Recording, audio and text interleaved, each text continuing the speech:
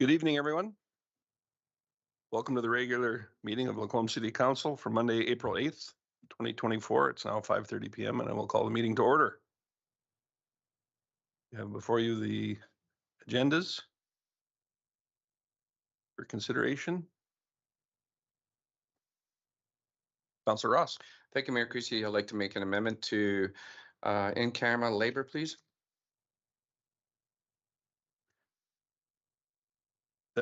That was for an additional item? Yes. Okay.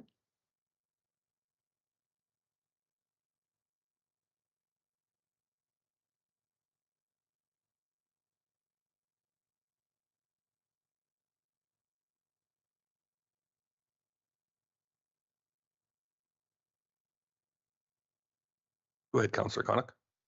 I would so move that we adopt the consent agenda as presented.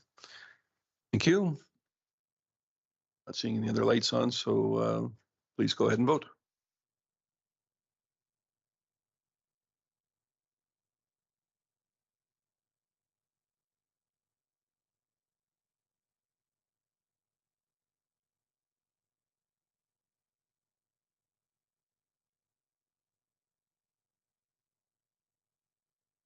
It's accepted unanimously. Thanks, everyone.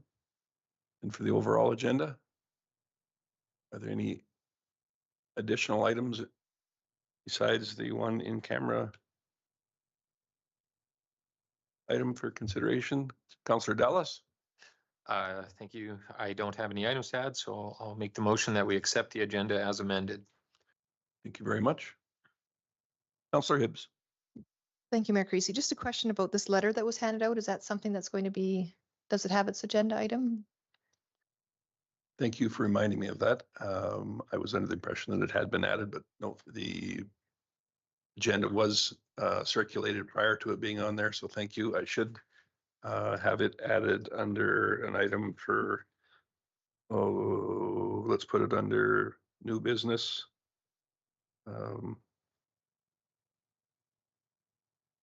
Or request for decision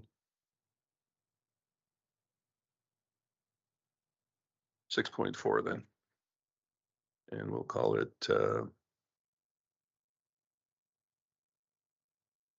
Gull Lake letter.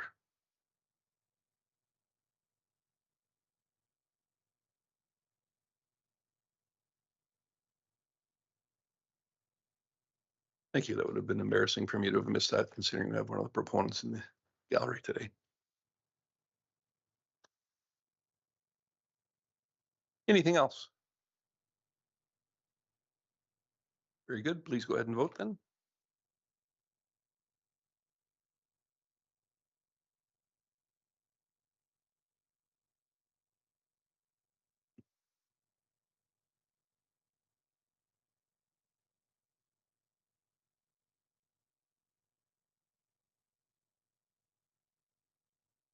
Here we are as amended, and that is accepted.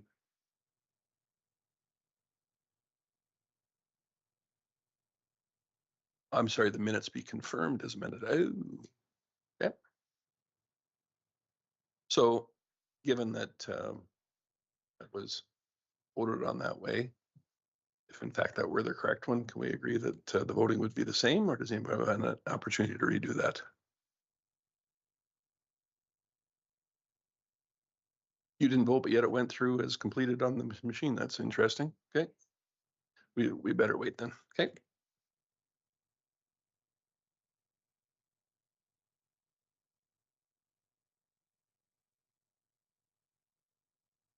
Regular meeting agenda be adopted as amended. There we go. Please go ahead and vote.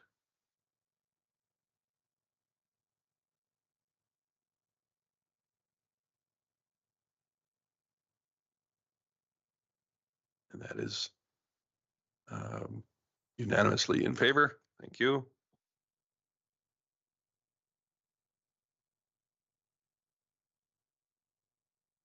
So we have our public hearing this evening, but not for 25 minutes minimum. Let's move into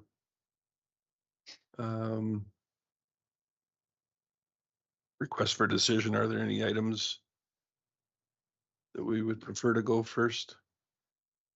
CEO Gowdy. any of them, I think, can be done in the remaining 25 minutes. So might I suggest starting with the procedural bylaw? Very good. Item 6.2, the procedural bylaw. I've got in my notes that Coordinator Bellabona will be handling this item. Please proceed. Good evening, Mayor and Council. I'm pleased to address you today regarding Bylaw 370.4, an amendment to the Council Procedural Bylaw 370, which has undergone first and second reading during the March 11th, 2024 regular council meeting. Since the second meeting, administration has incorporated amendments directed by Council during the March 11th meeting, reflecting our commitment to clarity and consistency in governance. I'd like to highlight these key amendments based on Council's discussion. In the procedural bylaw under of council, section 3.05, aligning this section wording is consistency and clarity are crucial for effective governance. Following council's direction, we have aligned the language in section 3.05 with that of section 3.04.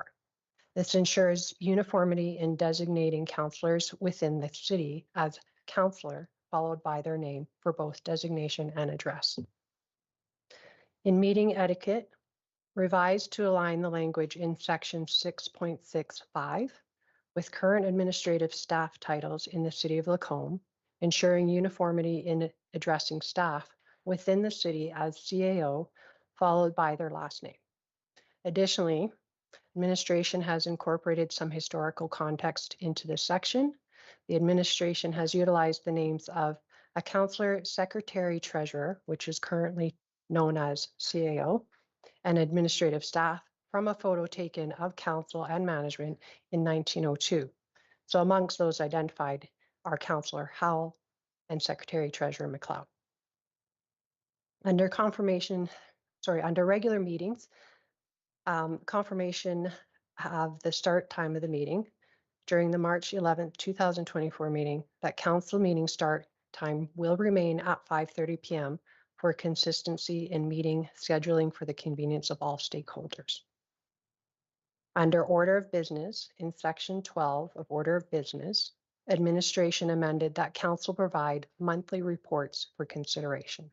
This is in the third paragraph. Under bylaws, resolutions, and policies, in section 6:16(2), these amendments have been made to clarify the process for multiple readings at a single council meeting. Notably, unanimous council approval is now required for second and third readings of a bylaw at the same meeting, reinforcing transparency and public debate over proposed legislation. The addition of this requirement will, while prompting transparency, may potentially slow down the adoption of certain decisions, particularly regarding land use bylaw matters such as zoning. This adjustment reflects our commitment to thorough deliberation and informed decision-making. Along with administration providing a quick reference guideline aimed at providing providing added assistance to councillors in implementing the bylaw, an update of the council report template will also be provided. This evening, administration is seeking that council gives third reading of the procedural bylaw amendment, bylaw 370.4 as presented. Mayor Creasy and council administration is open to further discussion or clarification on the presented amendments.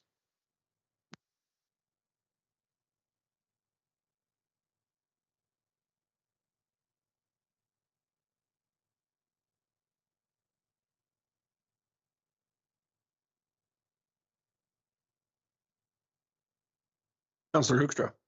Thank you, Mayor Creasy. Unfortunately, I can't find where it was, but there was a listing in about amendments. And so it was addressing amendments of emotions in a variety of different points. Where was that coming up? And I just wondered if they should be following in order. So when you make a motion and then let's address all the amendments. When I find it, I thought I had highlighted it, but does anybody know where I'm?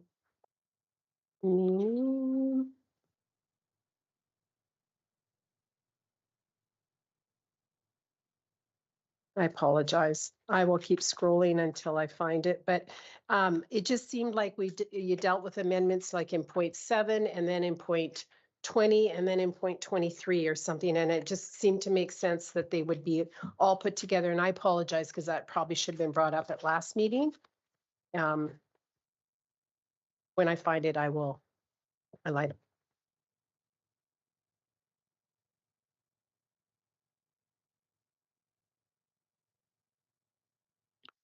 I believe that's under section 613. First, in the green, the document that I'm looking on is in green and it says 6.14 motions.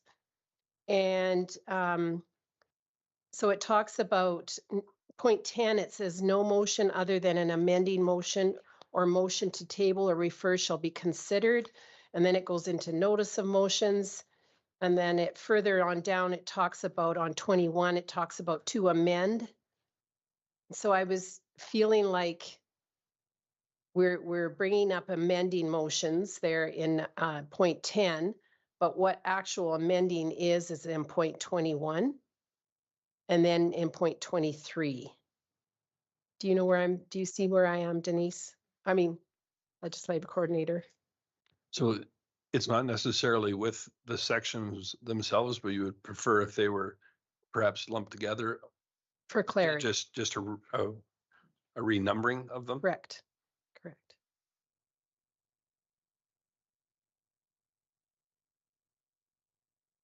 Can we consider that, I mean, I think that's enough idea. Can we consider that as much a housekeeping item or as anything? CO Gowdy? So just so that I understand so that we're really clear on it. Number 21 would become number 11. Number 23 also speaks to amendments, so it would become number 12. And then number 24, which is about withdrawing and modifying a motion, would also, in my mind, be better with those than point of privilege and point of order. So that would become number 13 and then reorder from there down. Yeah, we can do that for sure.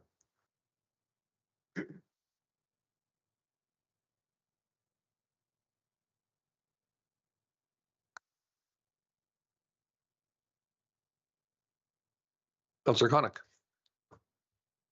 Thank you, Mayor Creasy. I was going to suggest, I wanted to talk about notice of motions for a minute. I was going to suggest a change or an amendment to one section there, but I chat with the CEO today and I'll touch on that in a minute. There's not a change needed there. I misinterpreted a little bit, but at the March 11th meeting, we had a notice of motion that was brought forward that was not read it wasn't read. The councillor Hoekstra at the time opted to not read it in, and which is fine. But it kind of bugged me ever since then because I thought, and you had alluded to it yourself. I watched the video this morning again, Mayor Creasy, that notice of motions are, they're important and they're very important. It's the one avenue we have as a councillor to bring forth ideas and suggestions and concerns from our community. And I was disappointed on a couple levels that it wasn't read in. One, I wanted to talk about it, but it won't happen anymore. But more importantly, there's no way. The beauty of a notice of motion is you can almost it's not an accountability thing, but you can track it. You know what I mean? Like it gets read in, it then comes back, and then we can kind of discuss it and see what happens from there. Right now, it's gone. There's no way to do that anymore. And you're right, as you alluded to it during that meeting, that there was a process to follow, and perhaps that wasn't the best route to go. But that could have been clarified when it came back. So it just kind of, I guess I just wanted to reiterate, I think how important they are and how they should always be read in, no matter if the process is wrong or whatever, it can always come back and then it can be, and then at that time, like the very points you made, admin can say, hey, the best route for this would be to do, to go this route or do that. So it's just kind of been bugging me ever since that meeting that it didn't get read in. And I just wanted to make sure that I think they should always be read in. The other comment I wanted to make is I had read in a notice of motion in January 22nd. And when I was reading this, I thought it said section 13 talks about how it'll come back the next meeting and then we'll discuss it. And I thought that meant it would come back the next meeting and we would there would be some resolution to my notice motion, but no, in fact, CEO corrected me and said, no, it just comes back.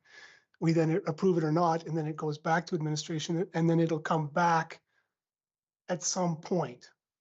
And I guess that was that's the other thing I want to that was my clarification. Now, Councillor Gullickson read one in not too long thereafter, but I think we need to be a little more, as councillors, have a little more clarity as to when we expect to see them come back. Because right now they're there's no timeline, and that kind of bugged me too. But that's my own fault on my own notice of motion that I didn't clarify as to when I would like to see it come back. But I know it will come back, just as Councillor Gullickson's and anyone else's will come back. But anyways, those are just some thoughts I wanted to share. Sorry, it's just been bugging me since March 11th that we can't talk about pickleball, and I really wanted to. So that's all I have. Thank you. Thanks, Councillor Connick. So a couple of things, certainly on if anybody that brings forth any councillor that brings forth a notice of motion chooses not to read it, and then it doesn't become it's still their property, so to speak. It doesn't become in the hands of council. So I don't see how that's really part's going to change. It's not to suggest that someone else couldn't bring it in or put it forward at a further date, just because it happens to be similar, or even identical for that matter. That could happen. And as far as the timing, I think that is great advice for all of us. If in fact time is of the essence for some particular reason on a date, however, that's a tough thing to quantify in a document, because there's so much variance in the asks and the expectations of a council at any particular time for any given item. I think it would be unreasonable to say that it's within or at the next meeting or within a month or within any period of time, because there's just far too much variance. And I think that we need to be cognizant of the fact that certainly those asks are absolutely important. However, we have to be considerate of normal workflows and how they impact the organization as a whole, and if in fact they are truly important enough to adjust scheduling and whatnot in the short term. Is that a fair way of putting it? Is that a reasonable way of putting it, CEO Gowdy? Sorry, I didn't realize I had this on. Yes, absolutely. Councillor Connick and I had a good discussion about it. It is something that I think we can improve on, is to just make sure we're talking about the same time frame, because it turned out we were talking about very different time frames in this case. And so it was a good discussion. Thank you. Councillor Gullickson. Thank you, Mayor Creasy. Just a quick thing on clarification on notice of motions. So could a councillor bring forward a notice of motion on short notice and hand it like just before the meeting, and it has to be verbally and in writing, correct? That is correct. You can actually do it during During the meeting, yes. Just Okay, so before. you could bring that forward now, Councillor Connick. Yeah, you could. I mean, if you wish to. Okay, future meeting, but you have to make sure you know when it's, maybe.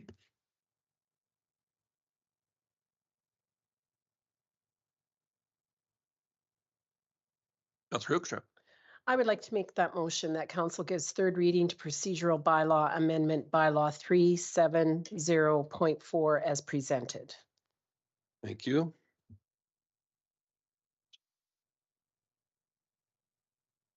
Coordinator Bellomono. Thank you, Mayor Creasy. I just wanted to confirm there is a slight amendment. It's just clerical, but did you want to leave it as presented and just have that renumbering done? Or as amended?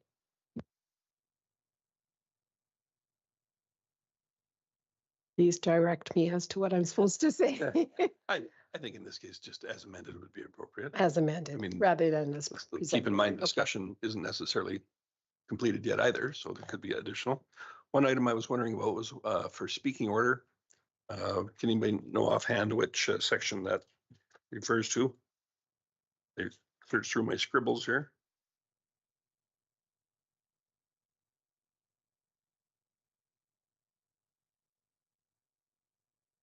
I guess it keeps in mind for the rules of order, the chair will determine if a member can speak twice to the same issue prior to everyone who wishes to speak, having had the opportunity. And I guess that's why it does conflict somewhat with the order of speaking, because basically, as it reads in here, if your name's up on the queue, that's the order in which you will speak. And I think there needs to be some flexibility in that regard because of items like number 7. You know which section that is offhand?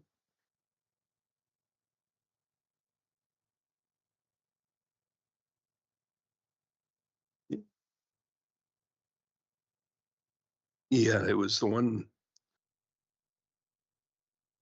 Thank you.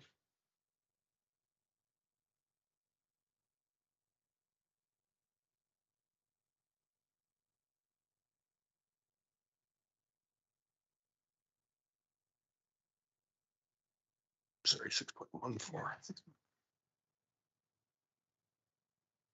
Thank you. I missed it. I went over it altogether. So the first person in the voting system queue will be acknowledged by the chair and thereafter has the floor. When the person speaking has finished, the chair will acknowledge the next person in the queue to speak, speaking while another person, that's fine then. So just end there. The chair will acknowledge the next person to speak. So as that goes through, when you come in to someone speaking multiple times, which I can suggest that it is certainly fine, and we've done that lots in the past.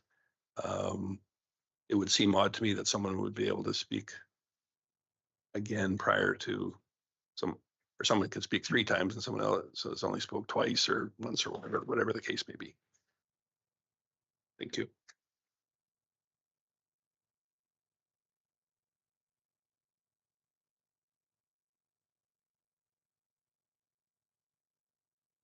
Thank you. So that was the one that I had mentioned first in the 6.1 4.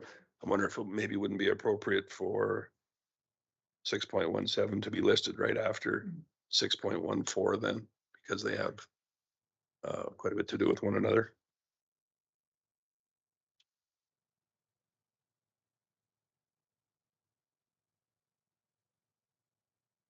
Councillor Gullickson. Thank you, Mayor Creasy. It's also addressed in 6.13.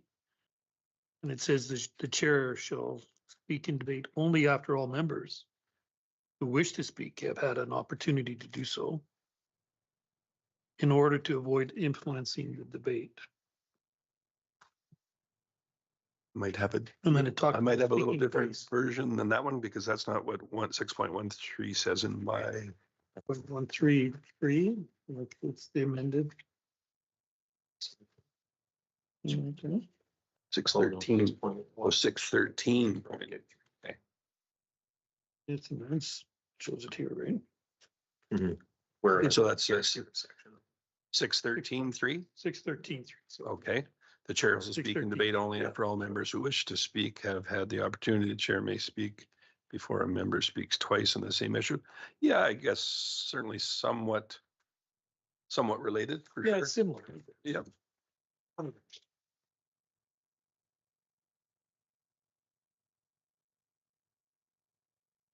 Once again, like any substantive change with bylaws, they're rarely perfect. I would be satisfied with just the reordering of a couple of those, and we'll address any particularly grievous ones as they come up through time, I expect.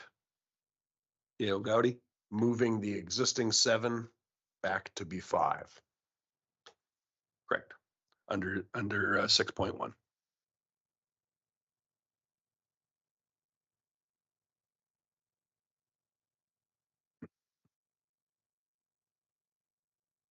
So were there any other items with respect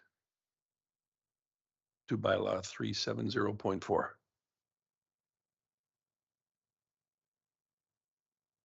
I think that we do have a motion on the floor before it says put forward by Councillor Hoekstra.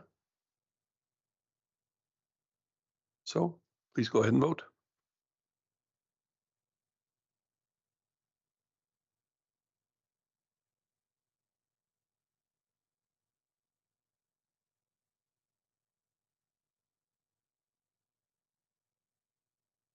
So given this is third, excuse me, third and final reading of bylaw 370.4, that is unanimously in favor and is now in effect.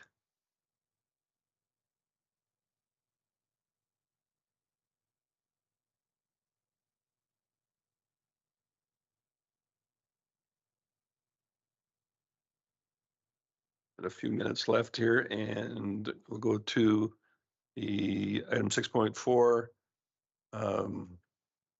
letter for endorsement from our Lacombe Pinoka constituency MLA to the Honorable Rebecca Schultz. Just as a bit of background, I was asked to attend a meeting along with several other interested individuals and elected members from basically across the county and Pinoka, County of Lacombe rather, and Pinoka, to endorse a letter requesting a study of Gull Lake, given the drastic decline in water levels over a long period of time, but of particular importance the last few years. So I think that the information was circulated by CEO Gowdy for your consideration earlier. Who would like to start? Councillor Gullickson. Thank you, Mayor Creasy. I have a real issue with this. I mean, has this not all been done a number of times on this body of water? Is there not some historical information out there that would be able to provide all this without doing another study? And I think the county of Lacombe has the ability to pump water from the Blind Man River if it sees fit, if the water level's down. I know they've stopped because of carp, but I think that could be addressed because I think the carp are probably in the lake already.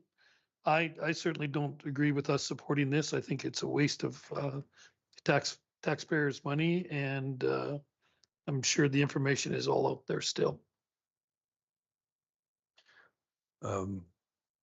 Thank you for that. To be clear, I asked a similar question at the meeting about previous studies, and in fact, there have been. However, I believe it was felt that there was enough differences in the expectations and the ask of these variables, as were outlined in the letter, with respect to the reservoir possibility and the variables that affect the level, including forestry operations and road construction. I don't know that those are necessarily, if they've necessarily been addressed in the study.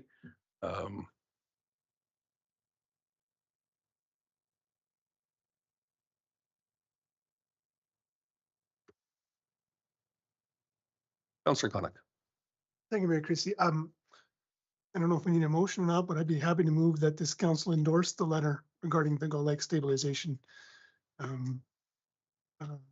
initiative put forth by our local MLA.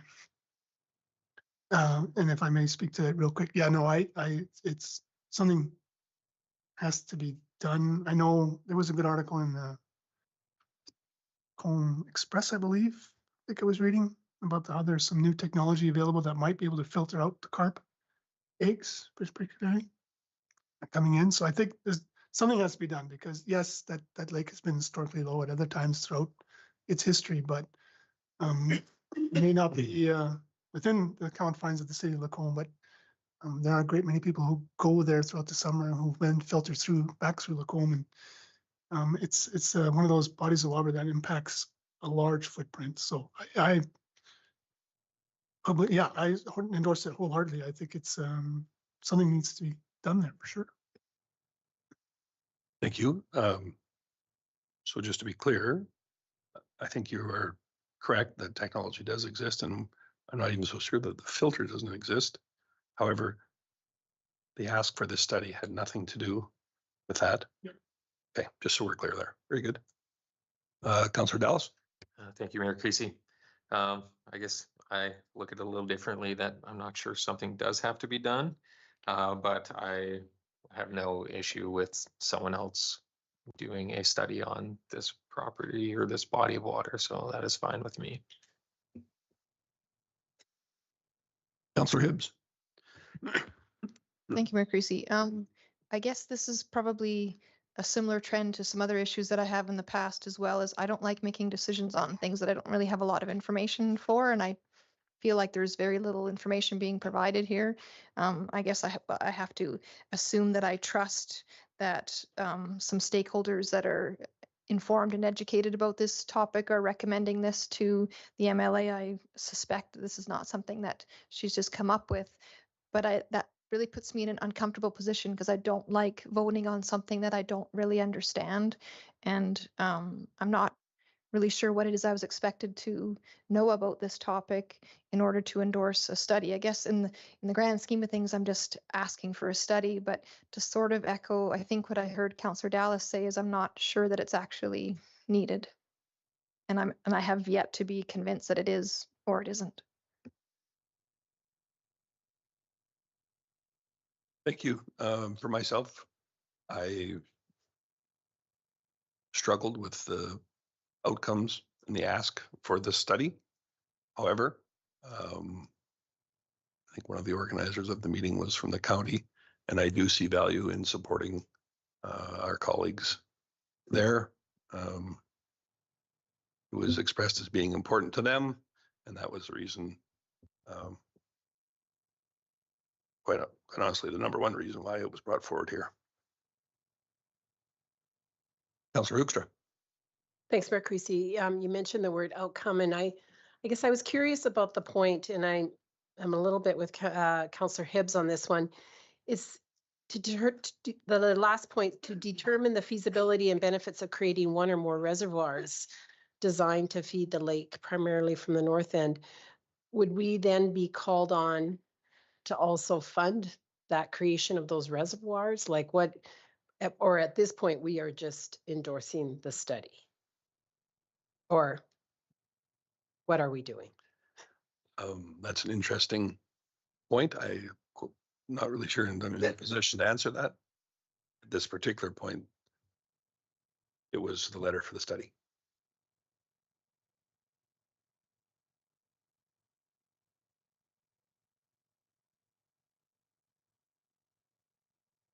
Coordinator Balabono. Thank you, Mayor Creasy. I just wanted to confirm the wording from Councillor Connacht that council endorsed the letter request from MLA Johnston regarding Gull Lake stabilization and environmental protection.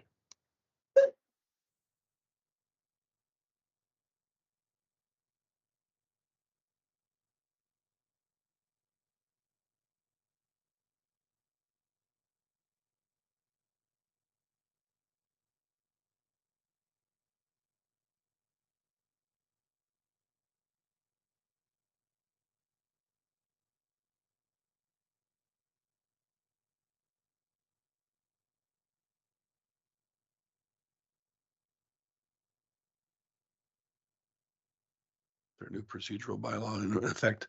I suppose I better read that back too.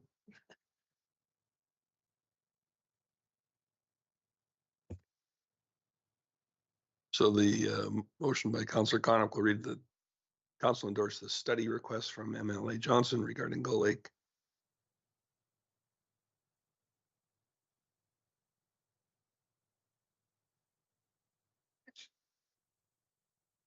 You made it sound like you didn't want the stabilization and. Okay, in that case, I'll reread it. The council endorsed the study request from MLA Johnson regarding Gull Lake stabilization and environmental protection.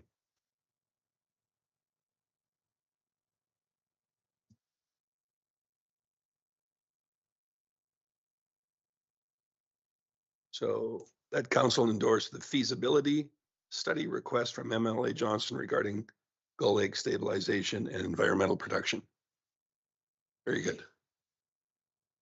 Everybody's clear on what they're voting on. Any additional comments or concerns?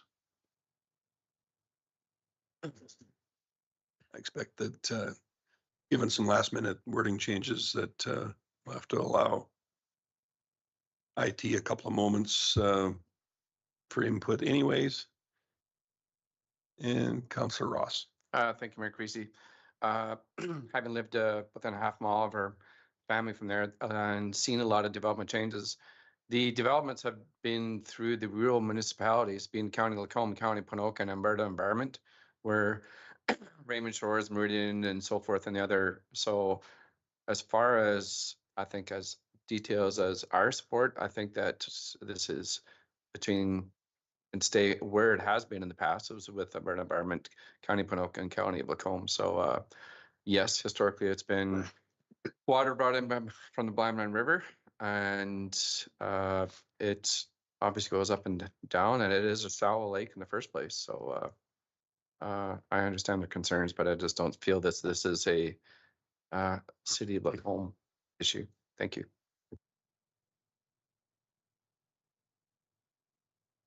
Thank you. Any other comments? Before we consider the question? Councillor Hoekstra, I see you poised there. Are you waiting to vote, or did you have some additional input? Sorry, Mayor Creasy, I'm just reading what they inputted as the motion, and it wasn't as I heard it from you, but maybe I'm incorrect. Okay, I've got on my machine the council endorsed the feasibility study request from MLA Johnson, and then the rest is truncated.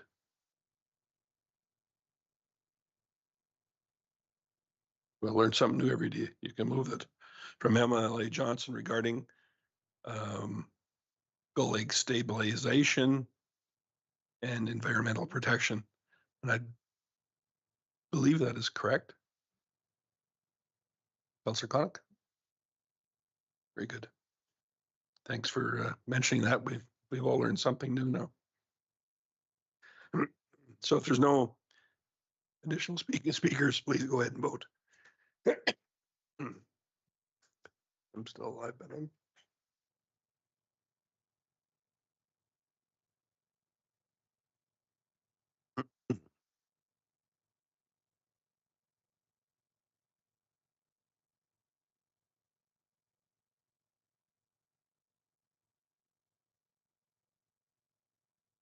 that is passed for endorsement by a margin of 5-2. Councillors Ross and Gullickson voting against. Thanks, everyone.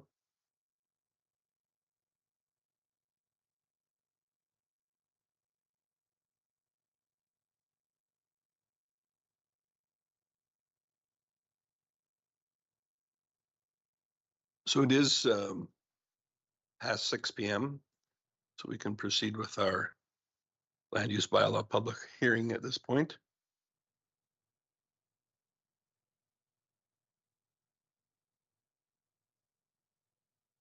Which of course is item 5.1 on your agenda.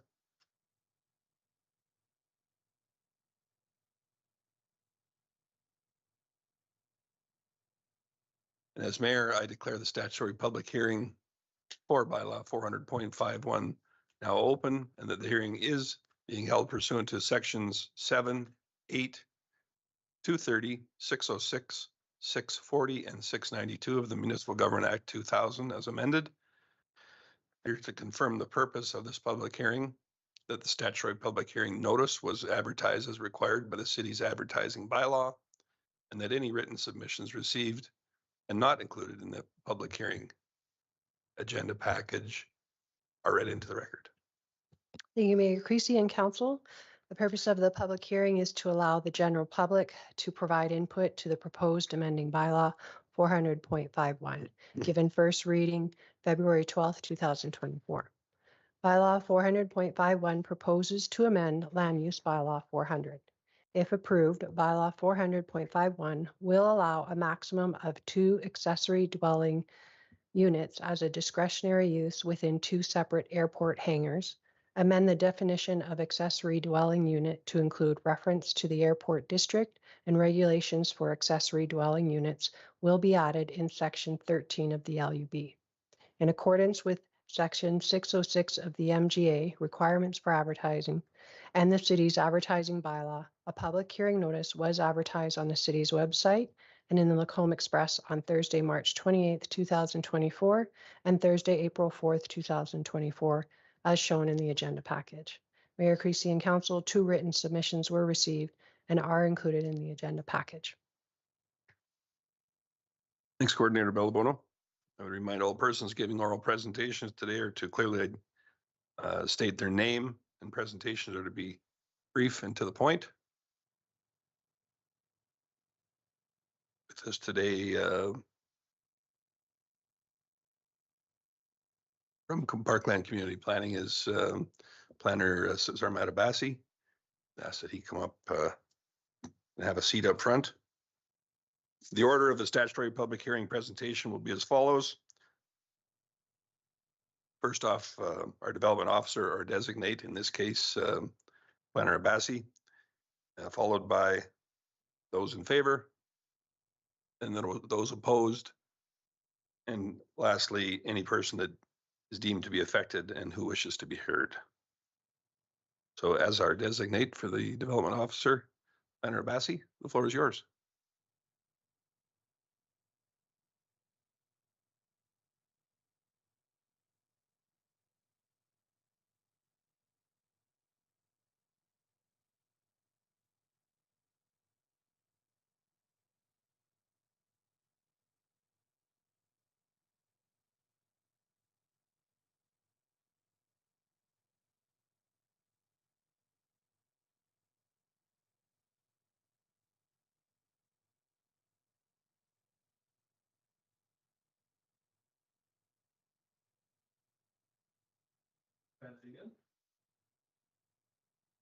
My name is Sarman Abbasi. I'm a planner with Parkland Community Planning Services.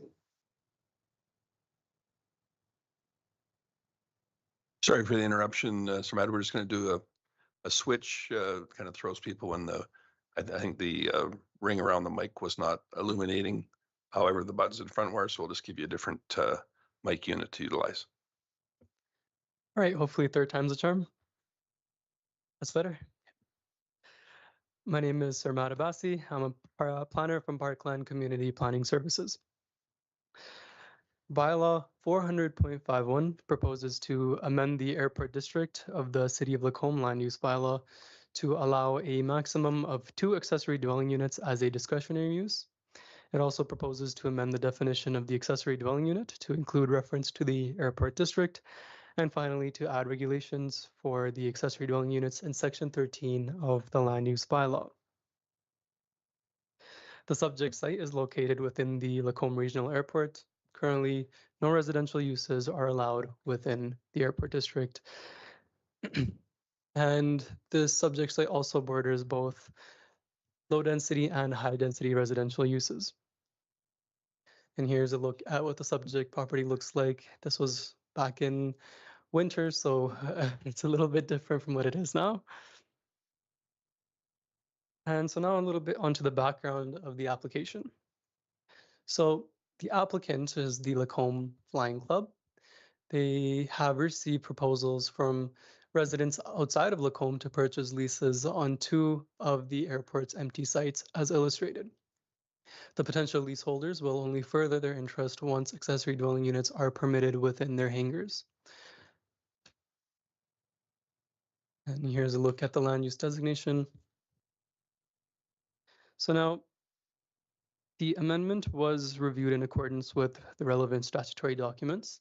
So starting with the intermunicipal development plan, the plan doesn't contemplate residential uses at all. There's no mention of it.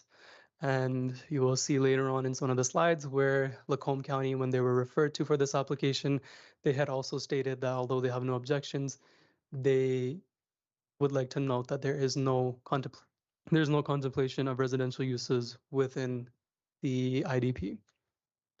Following with the municipal development plan, policy 7.7 states that the city shall develop a long-term strategy plan for the Lacombe Airport. Consideration of noise, future development within the vicinity of the airport, and safety hazards will guide strategy development. So the city has one long-term strategy plan, which is the airport feasibility study. However, that doesn't contemplate considerations such as noise and development in vicinity to the airport. So council will need to determine if that airport feasibility study is enough to satisfy that requirement. Now, following with the land use bylaw, once again, no residential uses are listed within the airport district. So why would we request an outline plan following the policy stated in the MDP section T 7.7? Well, if we were to request for a new outline plan, first off, it would just promote good planning practice. We would have more considerations before making a decision, such as noise, servicing details, build form and design, and approval from relevant federal authorities, which in this case would be NAV Canada and Transport Canada. So we would have all that information to work with prior to making a decision if we did get a new outline plan. Furthermore, there will be more opportunity to engage with the public. Just once again, public will be able to make a more informed decision once an outline plan is prepared, as it would have the above stated considerations already there for us to look at. And finally, as stated in the land use bylaw, that the city may specify the level of detail expected from an outline plan. So from this airport feasibility study that was conducted in 2016, there were approximately 170 regional, community, private, corporate, and forestry airports.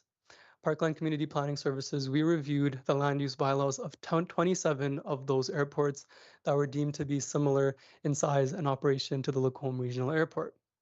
So, and we found the following results. Only one municipality or only one airport, which was Clearwater County, allows accessory dwelling units within the airport district. There's the other four that are mentioned, but they only allow security or operator dwelling units as a discretionary use. However, that is not the same as an accessory dwelling unit.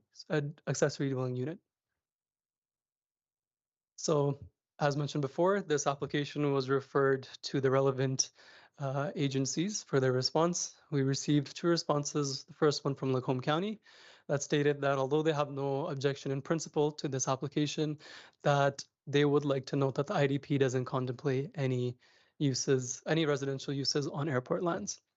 Following NAV Canada, they requested an approval once more detail is available. And so that submission would be given to their land use program from where we would get that approval. We also received public responses, and here's a summary of the concerns listed. They were seeking confirmation about consultation with Transport Canada, which we did consult Transport Canada and received a response from NAV Canada. In certain scenarios, Transport Canada delegates some responsibility to NAV Canada, which is why we received that response from them and not Transport Canada. They were concerned about what type of residential uses would be allowed, and some of those concerns were what type of, would they be single detached, would they be duplexes? But this application only deals with accessory dwelling units where the primary use would be a hangar. And finally, they had valid noise concerns to which we don't have the data or any policy to respond to. So now we have 3 options for council to consider that, and this is the recommended option from administration, which is to grant second reading and delay the third reading until further information such as an outline plan or amendments to relevant statutory plans are completed. Now, this would give the applicant approximately 2 years to produce an outline plan to the satisfaction of the city, to consult and receive application from, to consult and receive approval from NAV Canada, to review the lease agreement with the city and complete possible amendments to relevant statutory plans if necessary. And finally, once all of these steps are completed, then they would have to schedule a public hearing. And this would give the public another chance to speak to this application once there is more information available. Once all of these steps are completed, then we could schedule a third reading. The second option is to refuse the amendment for the following reasons, which are there's no statutory plans that support any sort of residential uses in the airport district. There's also, if we refuse this amendment, we would, the city and the club would have more time to review their lease agreement. And finally, with council's direction, administration will advise the club to that the council wishes to consider an outline plan for the Lacombs Airport lands. And the third alternative is to approve the proposed amendment and address any issues through future development permit and concerns and conditions. So passing the proposed bylaw would meet the applicant's needs.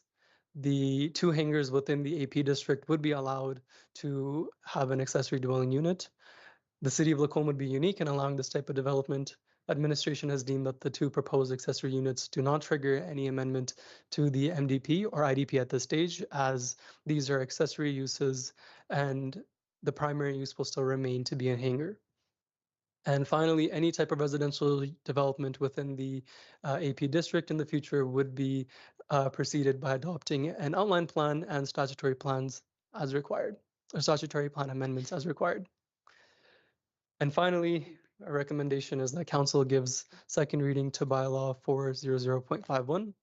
That council postpone consideration of third reading of bylaw 400.51 until an outline plan for the Lacombe Regional Airport has been adopted, and that council direct administration is directed to return to council with a proposed date to schedule a second public hearing prior to third reading of bylaw 400.51. And with that, I would like to conclude my presentation. Thank you. Thank you, Planner Abassi. Now call upon those wishing to speak in favor of bylaw 400.51. That was your opportunity to do so. So given we have relatively few people in the gallery, I'm going to ask outright if anybody plans on speaking this evening on this item. Very good.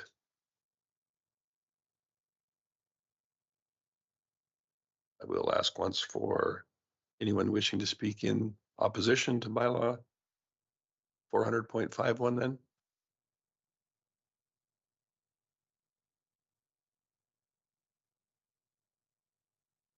Seeing none, any person deemed be affected and who wishes to be heard with respect to bylaw 400.51, please come forward. Equal number there. And I declare now, seeing there's no one wishing to speak, I declare the public hearing for bylaw 400.51 now closed at 6:23 p.m.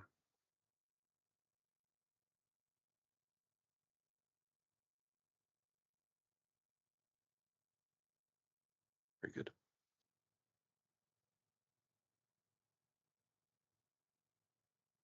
That works so well that the public hearing has concluded. We're just in time to take a short recess while we address some technical issues. So IT, there'd be a guess as to time requirement. Would you like 10 minutes? Let's now 6:24. We will reconvene at 6:35 then.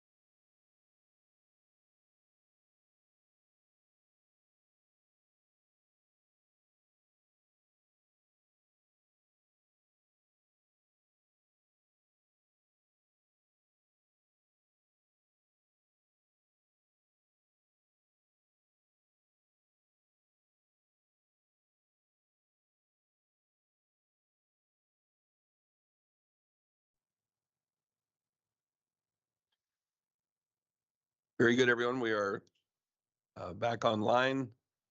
I think we've addressed our technical difficulty, and from what I understand, there may not have been video coverage for the public meeting.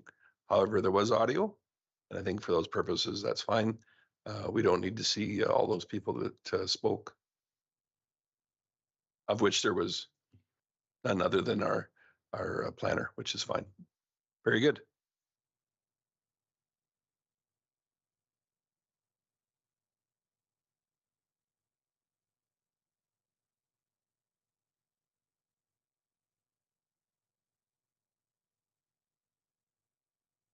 So because we ended with the public hearing 5.1, let's move right into requests for decision.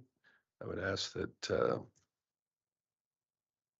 Planner Abassi and Manager Hackett. Forgive me, Nancy, I just about said Manager Nancy. And whenever you're ready to go there with all your materials, the floor will be yours on second reading of bylaw 400.51, the addition of residential units to the airport. Good evening, Mayor Creasy, members of council. Based on the information that was presented to you prior to the public or during the public hearing, the recommendation tonight is that council give second reading to bylaw 400.51 and that council postpone consideration of third reading until an outline plan has been prepared for the lands and been adopted by council, and that council direct administration at that time to schedule an additional public hearing for the public to be able to respond to that outline plan prior to third reading of bylaw 400.51. Thank you. Thank you. Councillor Ross. Thank you, Mayor Creasy. So if this is to move forward, the lease agreement would have to be amended because currently there is no form of residential in the current lease agreement, correct? Yes, I believe that is correct, that it does not contemplate residential uses regarding such as servicing or tax sharing related to residential. I think that over the course of the public hearing, that was also one item that it was addressed as a item. So thanks for reminding us of that, Councillor Ross. Councillor Connick. Thank you, Mayor Creasy. So are you able to bring up on your presentation, Planner Abassi, option 1? If you could, please. Is there a way you can bring that up?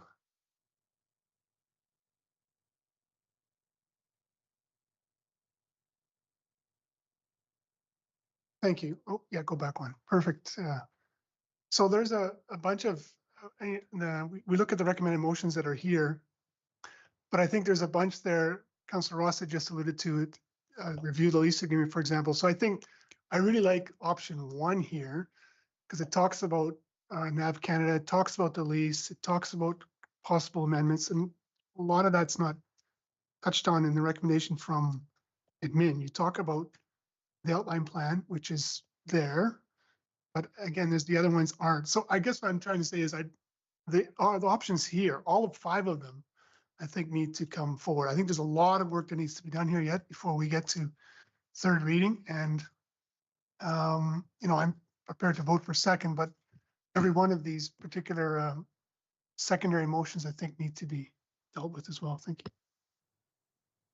Thank you. I'm going to take a shot here and say, Councillor Gullickson, you're next. Thank you, Mayor Creasy. Just a quick question regarding, there's 2 lots on that property, is that not correct? So, banging heads up there. Yes, Councillor Gullickson. Thank you for that, Manager Hackett. Just, so that would apply to both lots then, and not just the lots that the residential units would be on? Councillor Gullickson, through Mayor Creasy, at this time, the proposed amendment is only for the north lot, not for both lots, but only for the identified north portion where some of the existing hangars are. So that's the current amendment. Okay, thank you very much. That was my only question. Councillor Dallas. Thank you, Mayor Creasy. I didn't write this down and I regret it now because my mind is going blank. Thank you to Councillor Gullickson or Connick. Yes, I agree. There's a lot more on this. I would be interested in seeing what a updated lease agreement would look like with residential dwellings on it. I guess one of my other questions was, do we have, I'm assuming we do because in my mind it's a business, but regulations for Airbnbs, as I see this being kind of an intent on that. And I'm not against that, as I think it could draw in tourism in an interesting way for the city. But that is just my one thing, is I feel like this would just be a profit generating thing for someone else and not so much for us. And so I'm curious on that. Councillor Dallas, at present, the land use bylaw does not distinguish a land use like an Airbnb or a VRBO. Bed and breakfast is defined. It's quite an old definition, requiring the owners of the property to live on site and serve breakfast, which the new model doesn't reflect new model of Airbnb. So I would say they're operating in Lacombe in various places, but not as defined in the land use bylaw. Certainly follow up. Yep. Thank you very much for that. Yeah, I think we saw some concerns, and I think most of them have been addressed or can be addressed in the future. And so as it stands right now, I'm interested in just kind of seeing what the next steps would be after second reading. So thank you. So I guess I just wanted to confirm then we do have a couple of representatives on the local regional airport, or do we not? Councillors Gullickson and Dallas as well as an alternate. So were you familiar with this request coming forward? Or are the reasons behind it? Something not really, wasn't really addressed too much at our meetings. Sorry about that, Mayor Creasy. We'd heard something about it, but not really, it wasn't really addressed at our meetings, and we didn't talk about an outline plan or anything like that. Which is fair enough. I'm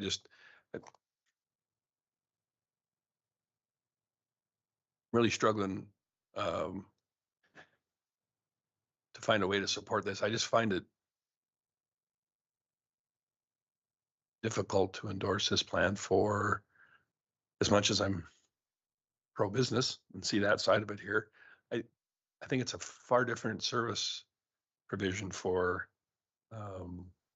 airport hangars than it is for residential purposes. And I would really like to be able to understand why the organization there would like to go this route for these couple of lots, because I see it being very, very problematic and for perhaps some benefit, but I think the potential for it being very troublesome for the city of Lacombe for some of the items that are taken care of by the Lacombe Regional Airport organization currently. This is a very difficult one for me to support. Councillor Hibbs. Thank you, Mayor Creasy. I would essentially echo that. I'm really disappointed actually that the Flying Club or some other representative didn't come to speak at the public presentation, because I was really looking for a rationale as to why this is so good that we need to do it. And frankly, I'm not seeing it in the pros and cons of this decision. I'm just not seeing enough pros, so I will not be supporting it. It's just too drastic of a change without enough rationale. Councillor Gullickson? I think it was Councillor Hoekstra's turn. Not according to the board, it isn't. That's my second time though. Thank you, Mayor Creasy. Just through to Director Lapointe, at our meetings, I think this was identified as accommodation for people that have hangars that live out of town. Is that not correct? Councillor Gullickson, yes and no. I think they were also responding to some demand from outside individuals who wanted to secure space at a hangar and thought it would be beneficial to actually have some sort of accommodation to make that happen. So I think what was shared at the airport committee was that it was somewhat haphazard, that these requests were coming in intermittently. Administratively, we had sort of recommended that an outline plan would be beneficial because it is actually called for in some other documents to have a master plan for the airport overall. Yep, thank you. Councillor Hoekstra. Thanks, Mayor Creasy, and thanks, Councillor Gullickson, for your consideration. I was curious about the procedure here, though. Do we have to pass the second reading in order to have this discussion? We're having quite a lengthy discussion and we don't have second reading on the floor. So on the table, I'm just curious because I'm rethinking procedure all due to our bylaw, but what is the appropriate, like we've said a lot already. So I'm curious. We have, but I think we're fine there. Yeah. CAO Gowdy. Yeah, there's a prohibition against discussion debate for first reading, but once you've had the public hearing, as you have this evening, this is the time for the debate about whether you want to pass second or make some amendments and then pass second. Or our recommendation was the one with all the list there. I just wanted to be clear. What Sarmad had proposed with the 5 points, that is what we were proposing within our recommendation as well here. Now, I'm hearing that there's some reticence to even move ahead with second reading. That it would be sooner to defeat second reading, provide a clear direction that it'll need some more support. But our recommendation was to pass second and defer third, which functionally is very similar to declining second, but you certainly can have all of the discussion the second.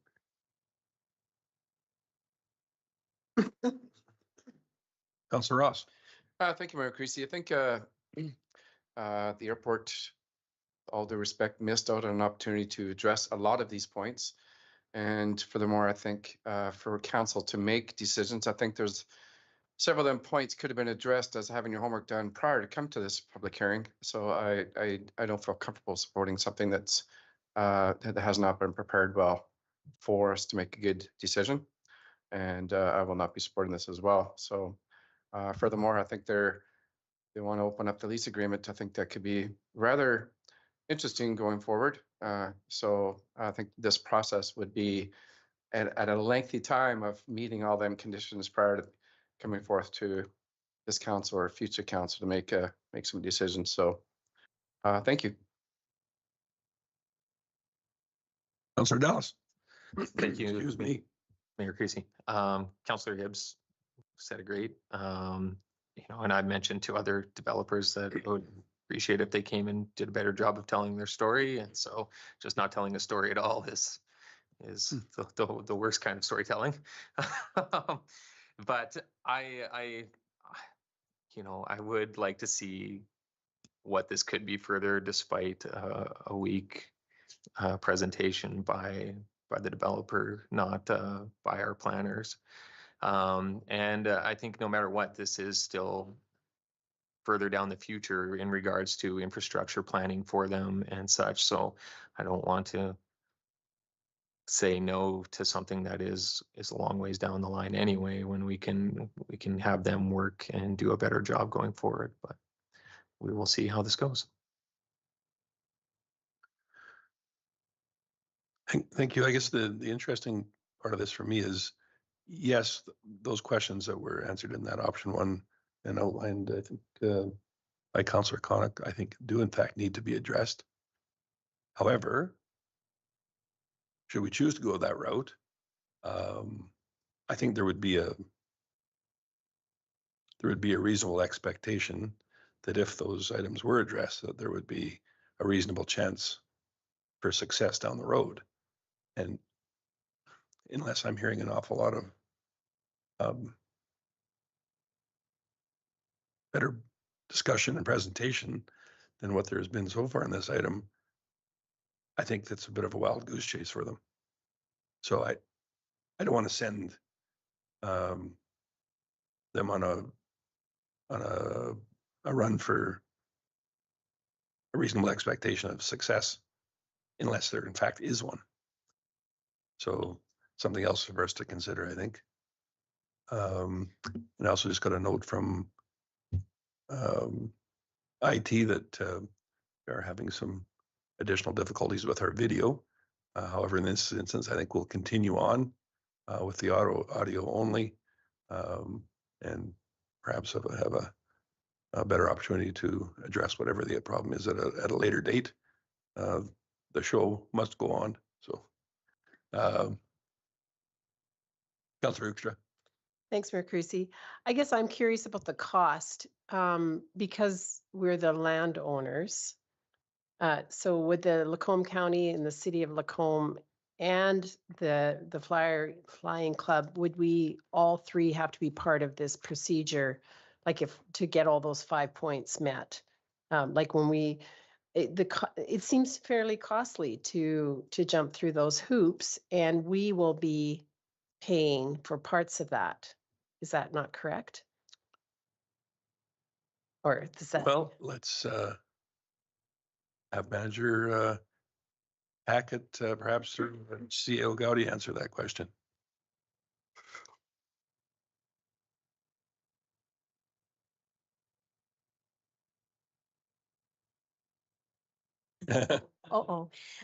Thank you, Mayor Creasy. I think the answer to both of those questions is yes. It is a costly procedure to develop an outline plan. We had a high level quote, and I just don't have it right in front of me here, but it was in the line of $60,000. To produce an outline plan. It is there is public engagement. There would be engineering servicing studies involved, so it would be a costly undertaking, and time for a consultant to develop that as well. And then in terms of who would cover that cost, I guess that would be something to be worked out among the landowner and the lessees. But certainly in terms of involvement, the public would be involved, the adjacent landowners, the board, so all the folks on the board, which includes Lacombe County, as well as the city, would be engaged in the design and in the content of an outline plan. Councillor Ross. Thank you, Mayor Creasy. I think we've had significant discussion, but for the purpose of moving forward, I'm going to make the motion that council gives second reading to bylaw 400.51. Thank you.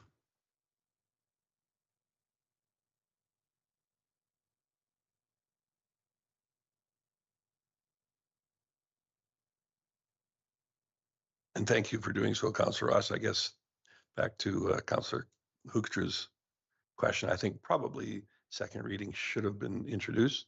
However, the justification of the item concluding with the public hearing, I think does hold some water too, but I think it should have at least been on the floor as a motion. I think would have been ideal. However, I don't know that that's the end of the world in this particular case. CEO Gowdy? Yeah, I think you're right. Once I had thought more about it, I'm sorry. The second reading is the time to be doing it. Technically, we actually weren't in second reading because you're right, that was something on the floor. So I'm sorry about that. I did want to just raise this or bring up this thing that the outline plan, this is not the first time this has been raised with the Flying Club. In 2016, there was a study done by the Flying Club in the county and the city at the time to look at the future of the Flying Club and sort of like what's viable, what's not. And at that time, the report concluded that an outline plan would be required for further development. So it isn't, I guess, the first time they will have heard of this, although granted, that's 8 years ago, people change and So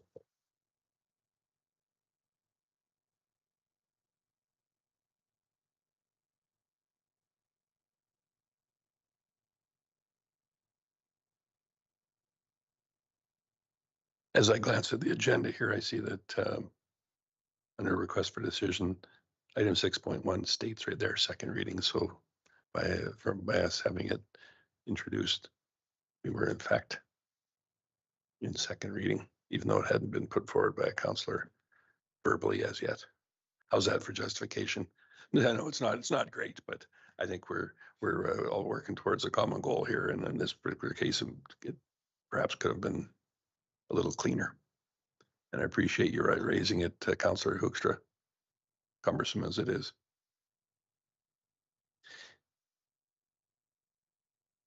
Do we have any additional input? Very good. I would just ask that Coordinator Bellabono read back the motion. Oh, here we go. Just one moment, please. We do have a latecomer here. Sure. Councillor Hoekstra. Thanks, Mayor Creasy. I guess I feel like I need to comment after CEO Gowdy said we did have that feasibility study, 8 years have passed. I would not want to communicate to the public that a feasibility study isn't valid after 8 years. When I read that part of the request for decision, I thought that was only 8 years ago. Why are we suddenly saying, well, that doesn't make sense anymore? And it was very clearly that they said that there wasn't, the rationale behind the removal of having residences was the lack of success of air park communities in Canada. Anyhow, I would like to say that study still is valid, and that's why I wouldn't support this motion.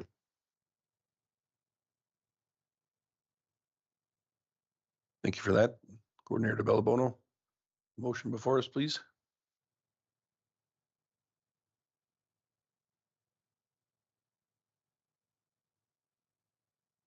Mayor Creasy, the motion on the floor by Councillor Ross is that council gives second reading to bylaw 400.51.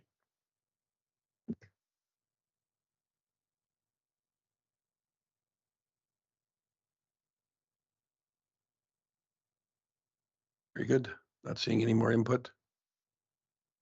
So please go ahead and vote.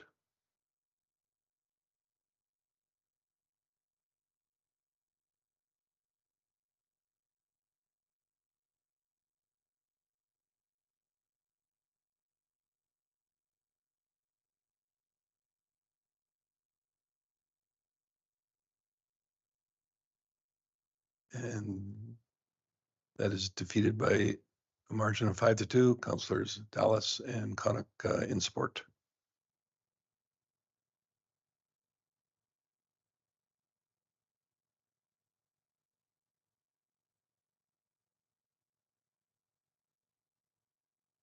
Next up, CEO Gowdy, is item 6.3, the bylaw of number 5.14, taxable dormitories, up for third reading.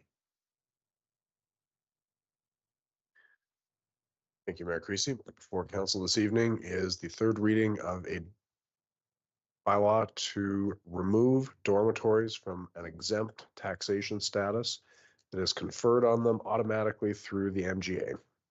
The Municipal Government Act also provides the opportunity for councils to pass a bylaw to make dormitories subject to taxation. This City of Lacombe has historically taxed the dormitories within the city limits, and the town did too for as far back as I can see. But we require an up-to-date bylaw to do so, and third reading is before you this evening. Very good.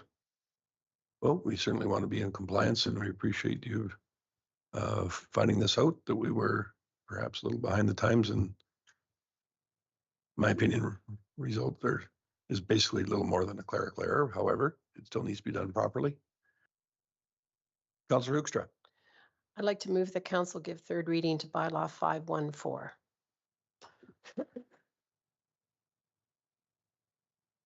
Thank you. Not seeing a lot of lights here. Councillor Conick. Thank you, Mayor Creasy. My question is C.L. Gotti. So did we just assume we had one all those years or just, how did that? Just curious. Yep, there was a default assumption by both us and the assessor that one was in place. Only for the last few decades, though. Yeah. Any additional input? Seeing none, please go ahead and vote.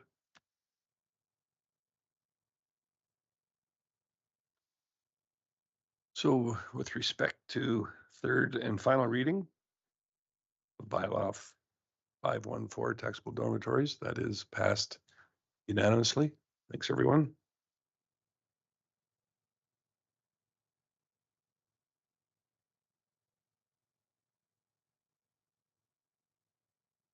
We'll just take a moment, go through future meetings. We'd have a committee meeting to start, a committee of the whole meeting rather to start with here in Chambers at 5:30 p.m. on Monday, April 15th. Next week. And that is followed by 2 regular council meetings at 5:30 p.m. in this room, one on April 22nd and again on May 13th. You can add those to your calendars, and we did do a little bit of jumping around here and some items added, so I'll just verify with our coordinator that all items have been addressed other than the in-camera ones. Yes, that is correct, Mayor Creasy. Very good.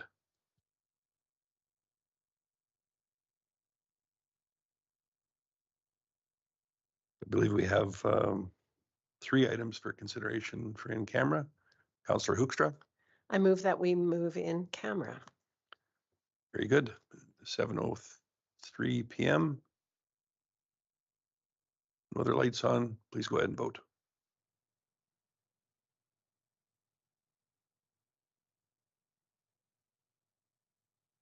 That's unanimous in favor. We're now in camera, or we are rather as soon as we hear from IT.